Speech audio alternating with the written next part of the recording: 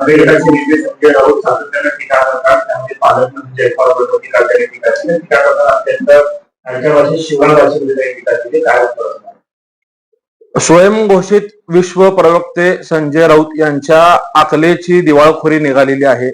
रोज उठून सकाळचा भोंगा वाजवायचा आणि या कृतीमुळं स्वतःचं पक्ष संपवण्याचं काम या विश्व प्रवक्त्यांमुळे होतंय. स्वतःची ग्रामपंचायत, स्वतःच महानगरपालिकेतलं नगरसेवकाला त्यांना स्वतःला निवडून आणता येत नाही, स्वतःचं कर्तृत्व दाखवता येत नाही, कुठल्याही प्रकारची निवडणूक जनतेतनं निवडून जिंकता येत नाही. अशा व्यक्तींनी रोज उठून मोदीजींवरती, अमित शहा साहेबांवरती आणि मुख्यमंत्र्यांवरती बोलणं हे कुठेतरी लोकांना पचनी पडणारं नाहीये. शोले चित्रपटातील आसरानी प्रमाणे राजकारणातील आसरानी म्हणजे संजय राऊत आहेत.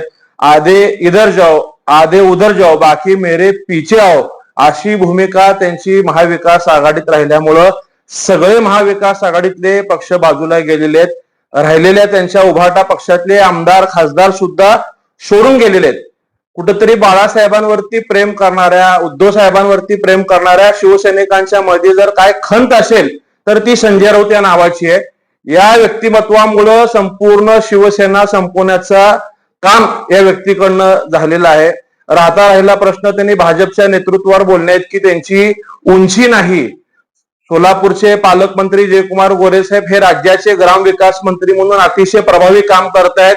आषाढीच्या वारीमध्ये 2 वर्ष त्यांनी केलेलं उल्लेखनीय काम, विशेषतः पक्ष वाढवण्यासाठी पक्षाने दिलेली जबाबदारी पालकमंत्री जयकुमार गोरे यांनी पार पडली. अपक्ष निवडून येऊन 4 वेळा आमदार राहिलेले आहेत.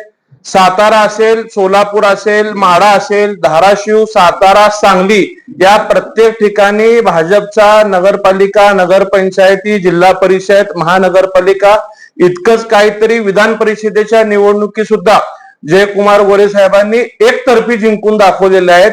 पक्ष कसं वाढवायचा याचा आदर्श संजय राऊतांनी जयकुमार गोरे साहेबांकडनं घेतले पाहिजे. आपण काय करतोय, आपल्यामुळं कुठंतरी ठाकरे परिवाराला तुम्ही अडचणीत आणण्याचं आजपर्यंत काम केलंय. बाळासाहेबांनी तुम्हाला सातत्याने आजपर्यंत भरभरून प्रेम देण्याचा प्रयत्न केलं, परंतु तुमची स्वतःची कुमत नगरसेवक म्हणून निवडून येण्याची सुद्धा नाहीये. तुम्ही राहत असलेल्या बूथवरती तुमच्या पक्षाला किती मतं पडलेत याचं आत्मचिंतन तुम्ही कुठेतरी केलं पाहिजे.